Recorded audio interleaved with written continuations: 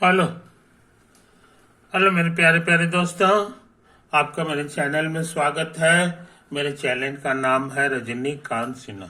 ये यूट्यूब का चैनल है। तो ये चीज समझ लो, है ना। ये मेरा लेक्चर नंबर 12 है। फिजिक्स, मैथ्स, फोर्स, यही सबसे संबंधित हम बातें करने के जा रहे हैं।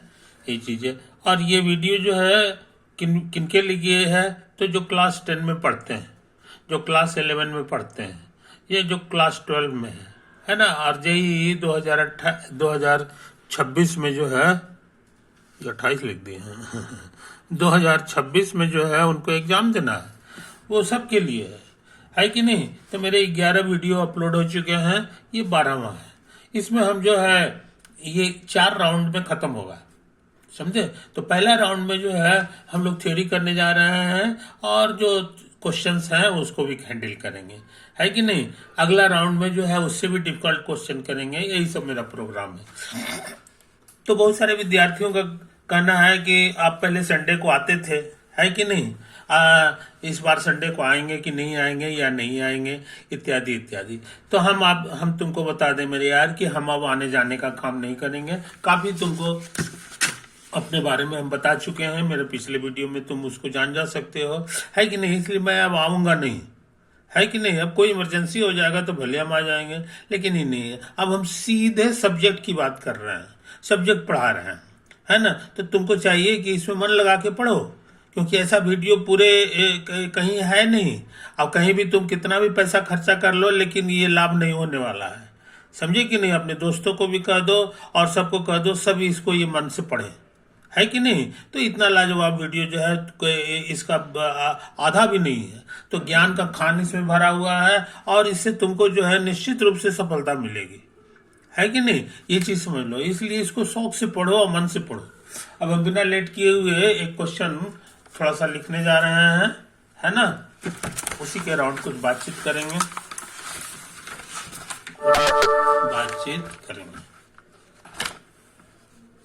Question.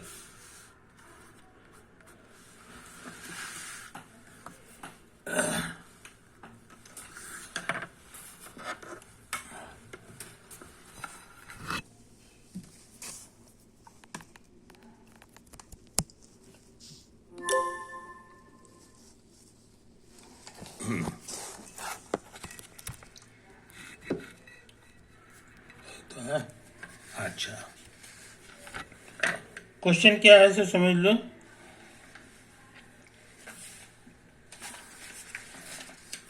A particle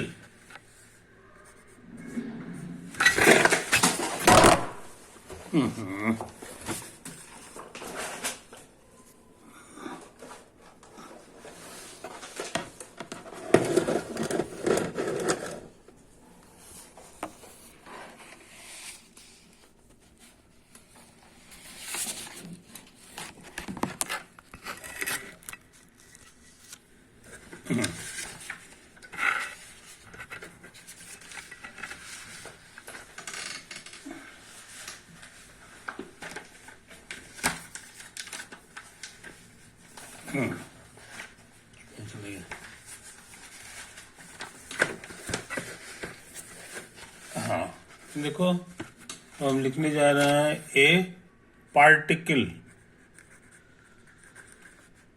is acted on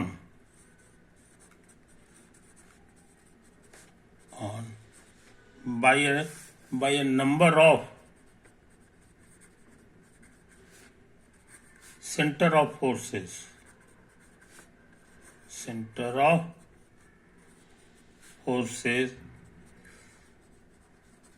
some of which attract at and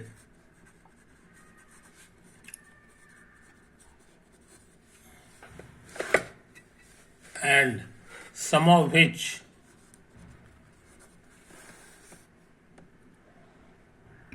repel.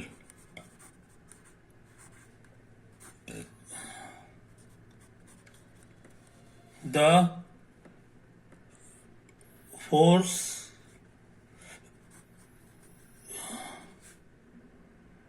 can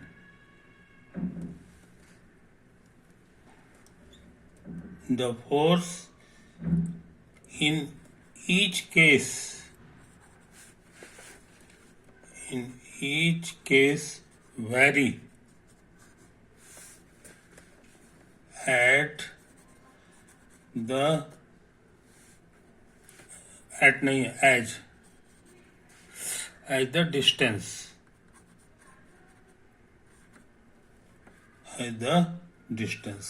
and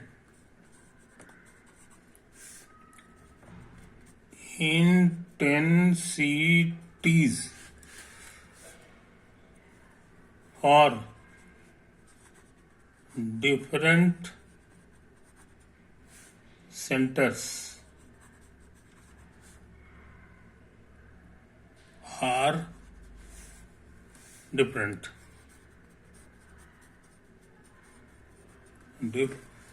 है कि नहीं।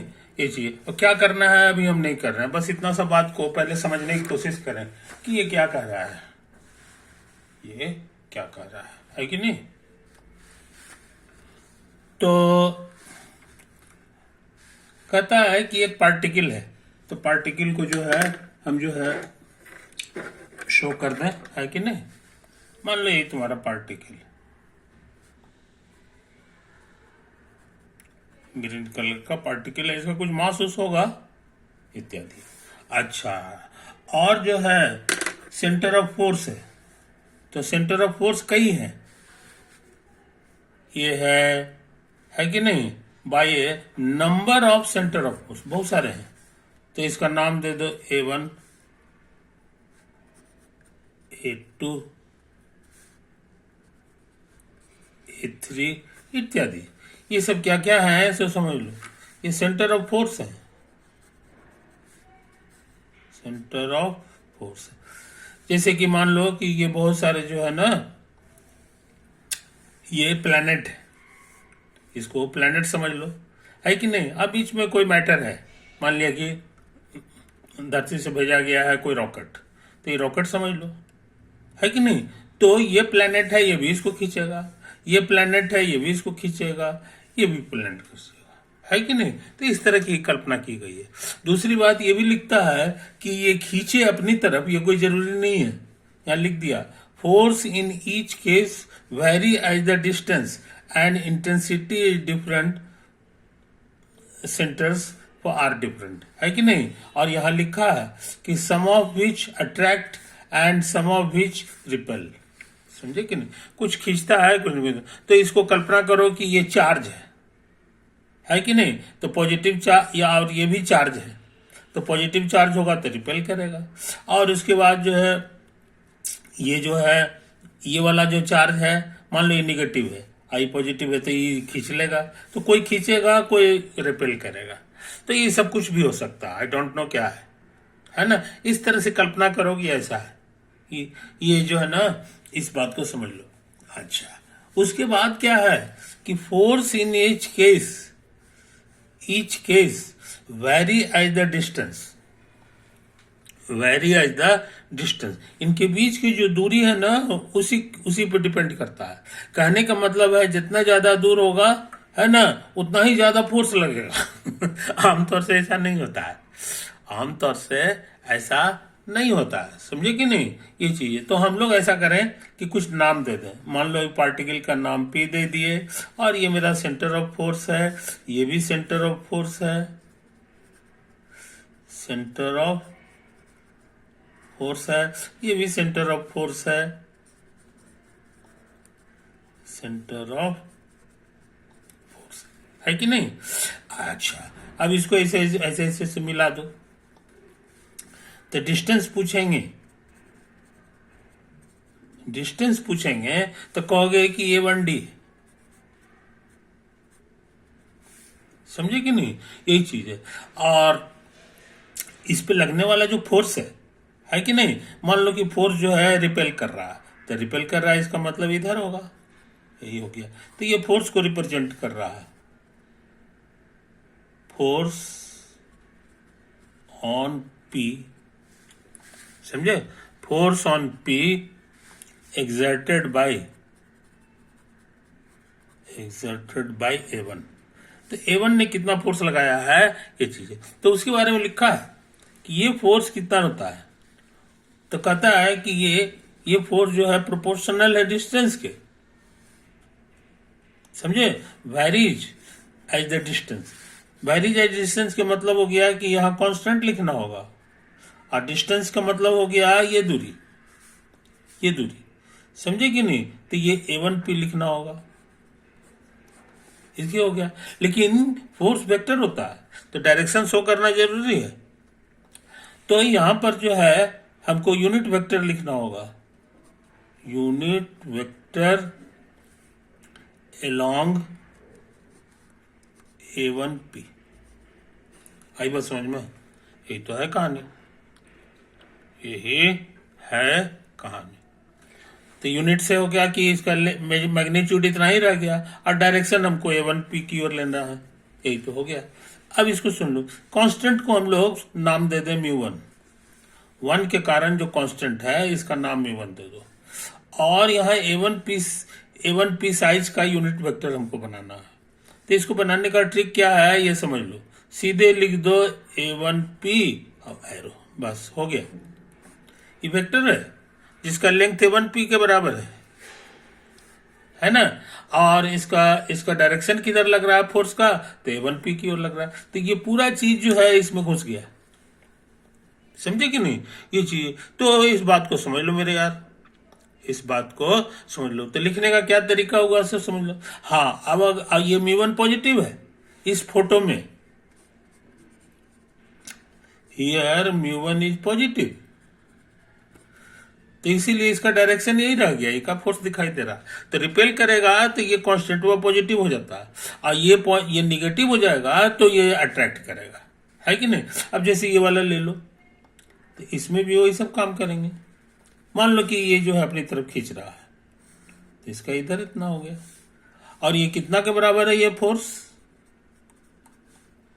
तो कहोगे कि शॉर्ट में इतना ही लिख दो, ये μ2 लिख दो, और A1P नहीं लिखोगे, इस बार A2P लिखोगे।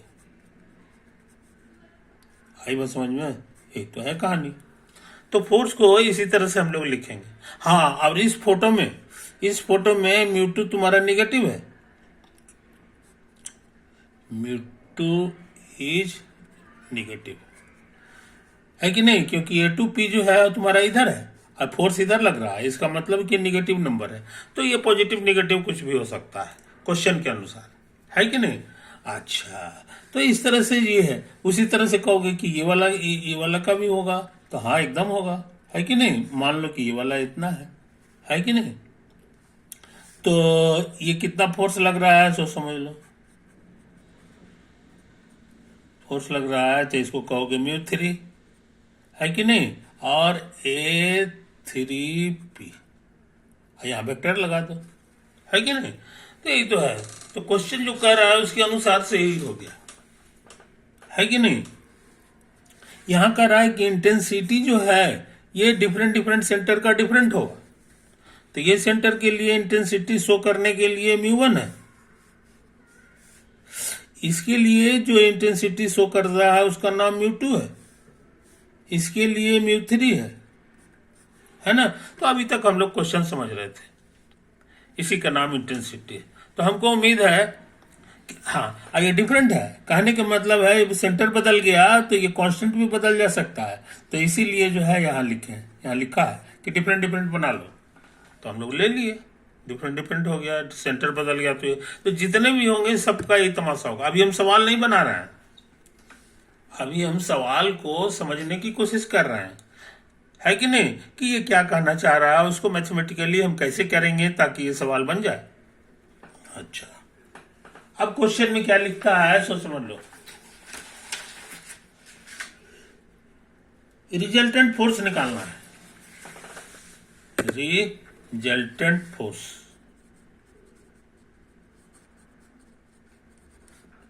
रिजल्टेंट फोर्स का मतलब होता है ये सारे फोर्स का सम। तो कहोगे कि ये ऐसा हो गया, एक फोर्स तुम्हारा जो है कहाँ गया, ये वाला है μ1 A1P, μ2 A2P, है ना। ये देखो A2P हो गया प्लस μ3 etc, और लास्ट वाला जो होगा वो μn ANP। क्लियर हुआ? यही तो होगा।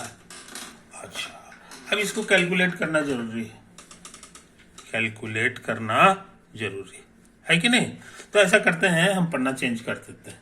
तो ये अभी तक हमारा काम हुआ पेज नंबर 30 में। इसको साफ सुथरा देख लो मेरे यार, साफ सुथरा देख लो।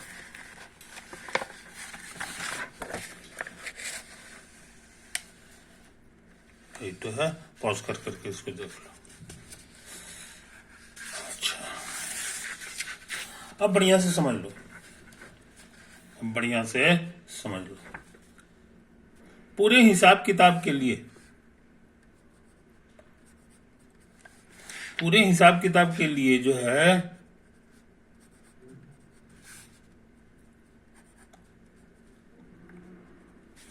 समझे, इसका कांस्टेंट क्या है, तो ये μ1 है, इसका μ2 है, इससे संबंधित μ3। इसी तरह बहुत सारा होगा। ये सब हमने फोटो बनाया है सेंटर ऑफ फोर्स का, सेंटर्स ऑफ फोर्सेस। और ये हरा रंग का एक पार्टिकल ले लेते हैं, इसी पर सब कोई फोर्स लगा रहा है।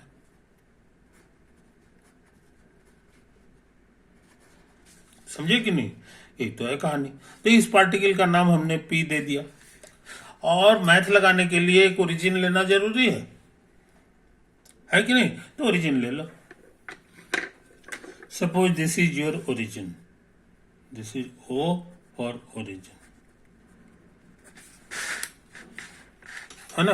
यही सब है, सब कहानी बढ़िया से देख लो। ये चल रहा है पेज नंबर 31। अच्छा, अब इसका भी कुछ पोजीशन वेक्टर होगा, तो इसके पोजीशन वेक्टर को R कह दो। इस सब का जो पोजीशन वेक्टर है इसका नाम दे दो A1। A1 का मतलब क्या हुआ ये तुमको पता है। ये वाला जो वेक्टर होगा इसी का नाम है A1, समझे, यानी O से A1 का की ओर जाने वाला ये वेक्टर हो गया, इसी को पोजीशन वेक्टर कहते हैं। उसी तरह से इसका पोजीशन वेक्टर का नाम A2 दे दो, इसके पोजीशन वेक्टर का नाम A3 दे दो, है कि नहीं। इत्यादि सबका नाम दे दो। अच्छा, तो यहाँ पे फोर्सेज कितना हुआ, इसके कारण जो फोर्स लगा वो तुमको बता दिए थे, μ1 और गुना कहाँ गया जी, A1P, समझे कि नहीं। तो यहां लिख दो A1P, फिर μ2 A2P etc, और लास्ट में हो जाएगा μn ANP, समझे। ये तो आया, तो ये आ गया रिजल्टेंट फोर्स। रिजल्टेंट फोर्स हमारा यही आ गया। अब इसको बढ़िया से कैलकुलेट करो। ये जो वेक्टर है इसको लिखने का तरीका है कि आगे का पोजीशन वेक्टर और माइनस पीछे का पोजीशन वेक्टर, समझे। उसी तरह से इसको कहोगे आगे का पोजीशन वेक्टर और माइनस पीछे का पोजीशन वेक्टर। पोजीशन वेक्टर के लिए वो लगाना पड़ता है etc, अब प्लस μn आगे का पोजीशन वेक्टर और माइनस पीछे का पोजीशन वेक्टर। अब तेजी से काम कर रहा है, इस सब में मल्टीप्लाई करेगा, OP वाले को एक साथ ले लो तो ये देखने में हो जाएगा ऐसा, μ1 प्लस μ2 प्लस μn और OP प्लस, और उसके बाद जो है प्लस नहीं माइनस होगा, सब में माइनस है, अभी कॉमन ले लो माइनस, तो ये देखने में हो जाएगा μ1 OA1, बस ये हो जाएगा μ2 OA2, ETC plus mu N O ये तो आता है जी। अब क्या करें, क्या करें, है कि नहीं? तो इन बातों को समझ लो, इन बातों को समझ लो। अब हम लोग लिख दे शॉर्ट में, ये इसका पोजीशन वेक्टर आर है, ये इशारा कर रहा है कि ओपी वेक्टर हमारे लिए आर है, तो ये हम लोग आर लिख देंगे। Mu one plus mu two plus mu n r minus ये म्यू वन है, ओ ए वन यहाँ लिखा हुआ है, ओ ए वन को शॉर्ट भाषा में लिखेंगे ए वन, तो ये हो गया A one mu two A two ETC, ये हो जाएगा mu N A N. Clear हुआ? ये तो है। अच्छा, अब जो है रिजल्टेंट फोर्स जो है पी पर का, वो इस पे सेवरल फोर्स जो लग रहे हैं वो पी से ही होके गुजरेगा, है कि नहीं? तो ऐसा करते हैं हम लोग, काला रंग से रिजल्टेंट फोर्स का फोटो बनाते हैं। मान लो कि यही वाला तुम्हारा रिजल्टेंट फोर्स, यही तुम्हारा रिजल्टेंट फोर्स, समझे? और ये एक खास पॉइंट से गुजर रहा है, खास पॉइंट से गुजर रहा है। तो ये जो पॉइंट है, समझे कि नहीं, ये जो पॉइंट है इसका नाम जी दे दो, जी दे दो, है कि नहीं? तो ये चीज समझ लो, ये चीज समझ लो। तो ये जो रिजल्टेंट फोर्स है उसका डायरेक्शन तुम्हारा पीजी हो गया, इसी डायरेक्शन में ये रिजल्टेंट फोर्स लग रहा है। तो जाहिर है कि पीजी, अब इसका जो भी साइज होगा उसके अनुसार यहाँ मल्टीप्लाई करना होगा, मल्टीप्लाई करना होगा, है कि नहीं? तो रिजल्टेंट फोर्स का नाम जो है हम लोग दे दें, आर्क दे देते हैं। तो कहने का मतलब ये तुम्हारा रिजल्टेंट फोर्स जो होगा सम कांस्टेंट आ जाएगा, समझे कि नहीं? ये चीज समझ लो, ये चीज समझ लो। अच्छा, यहाँ पे एक कांस्टेंट होगा, आई डोंट नो कितना है, ये होता है, तो ये कांस्टेंट इसी तरह रह जाएगा। आप पीजी का माने आगे का पोजीशन वेक्टर, अब माइनस पीछे का पोजीशन वेक्टर, तो इसके पोजीशन वेक्टर को आर कह दो, इसका पोजीशन वेक्टर है, तो ये पीजी हो जाएगा आगे का पोजीशन वेक्टर, अब माइनस पीछे का पोजीशन वेक्टर। आई बात समझ में? यही तो है कहानी, यही है कहानी, समझे? तो इसी को ध्यान में रखते हुए हम लोग रिजल्टेंट फोर्स जो आया है उसको इस तरह से लिख दें, सम कांस्टेंट गुना आर माइनस आर। आई बात समझ में? कोई दिक्कत? ये कांस्टेंट कितना होगा आई डोंट नो, मान लो कि ये वाला तुम्हारा लैम्डा है, लैम्डा है, कुछ होगा आई डोंट नो। इसको गुना करोगे तो ये दोनों घर में गुना हो जाएगा, ये हो जाएगा तुमको lambda capital R minus lambda r, समझे? तो हम सोच रहे हैं ना कि इसको इधर ले आवे, तो लैम्डा आर, समझे कि नहीं? लैम्डा आर बराबर हमारा ये इसमें आकर के इसमें घुस जाएगा, तो हो जाएगा mu one plus mu two plus mu n plus lambda into r minus, इसको बढ़िया से उतार दो, sorry mu one a one plus mu N A n, ये तो आया, यही तो आया है तुम्हारा, है कि नहीं? अच्छा, यहाँ लैम्डा से ना हो तो भाग दे दो, तो तुमको आर आ गया। आर के मतलब हो गया इस पॉइंट का पोजीशन वेक्टर, ये तुम्हारा लिखा हुआ है position vector of position vector of इतना, समझे कि नहीं? पोजीशन वेक्टर ऑफ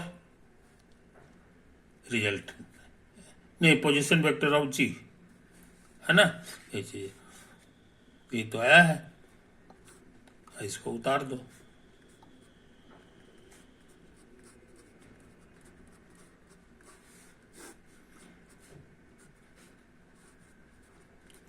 और यहां भी उसी तरह से कर दो, μ1 A1 प्लस μn AN अब बटा लैम्डा, ये तो है, समझे कि नहीं? ये चीज समझ लो। अच्छा, हम क्या चाहते हैं इसको समझ लो कि ये जो है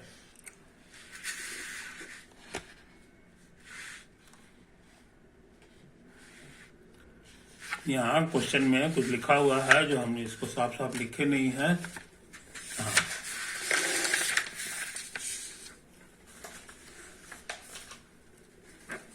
क्वेश्चन का कहना है resultant passes through a fix point, क्या प्रूफ करना है?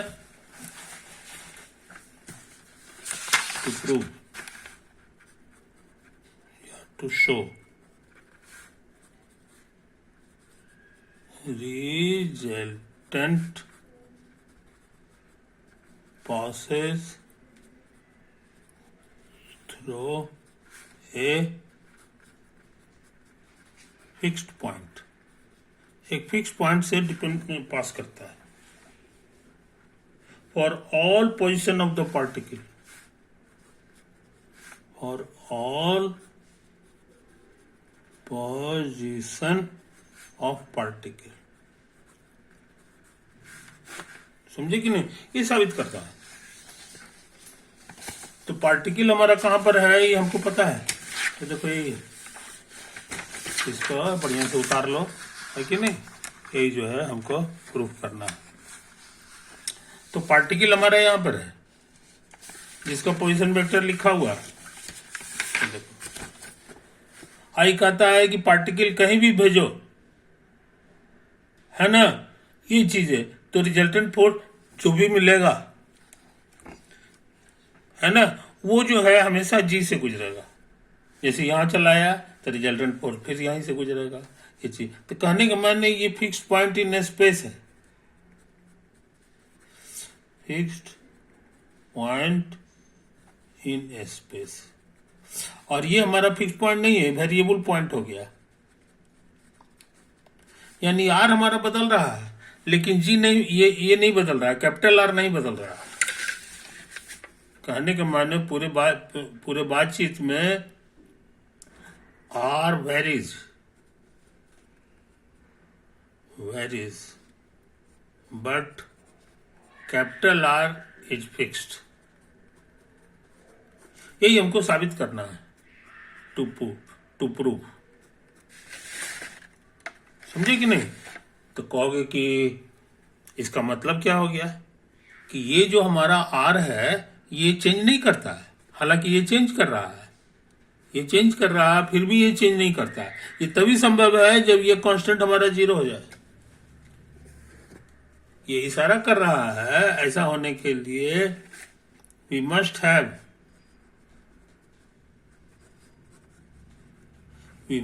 ये कांस्टेंट हमारा 0 है, μ1 plus μ2 plus μn plus lambda बराबर 0। आई बस समझ में? एक तो इससे क्या हो गया कि हम लोग माइनस लैम्डा जान गए, उधर चला गया, ये हो जाएगा μ1 प्लस μ2 और प्लस μn, समझे? और इसी बहाने एक चीज और जान गया, कैपिटल आर का फॉर्मूला। ये देखो ये हमारा 0 है तो ये पूरा खत्म हो गया, और ये हो गया तो ये यही वाला चीज लिखा जाएगा, μ1 A1 plus μ2 A2 plus μn AN। अब बाई ये देखो यहाँ हमको माइनस लैम्डा लिखना होगा, ये माइनस लैम्डा, माइनस लैम्डा को हटा के हम ये वाला भर देते हैं, μ1 प्लस μ2 प्लस μ1, है कि नहीं। इसलिए हम लोग वो पॉइंट पता लगा लिए, फिक्स्ड पॉइंट हम पता लगा लिए। अब खाली यही पता लगाना है कि ये जो पॉइंट है ये सच में स्पेस में फिक्स्ड है कि नहीं, समझे कि नहीं। ये फिक्स्ड पॉइंट इन स्पेस है कि नहीं, यही साबित करना बाकी हो गया। फिक्स्ड पॉइंट इन स्पेस, कोई दिक्कत नहीं। तो हमको दिखाना होगा इसके लिए हमको दिखाना होगा कि ओरिजिन हम कहीं भी रख लें। इस पूरे बातचीत में ओरिजिन हम यहाँ रखे थे, दूसरी जगह भी रखेंगे तो ये पॉइंट मेरा नहीं बदलेगा, है कि नहीं। ये चीज समझ लो, ये चीज समझ लो। तो कोशिश करते हैं, ऐसे भी फिक्स तो है ही, ऐसा थोड़ी है, लेकिन ये स्पेस में भी फिक्स्ड है, स्पेस में भी फिक्स्ड है। तो इसका नंबर दे देते हैं, है कि नहीं। इसका नंबर तुम्हारा जो है 32 हो गया, है ना। तो ये बाकी रहा ड्यू, ये अगले वीडियो में करेंगे, है कि नहीं। तो इस तरह से मेन चीज हम लोग साबित कर लिए कि ये P कहीं भी रखो, ये बार बार इसी पॉइंट से इसका रिजल्टेंट जाएगा। ओवर।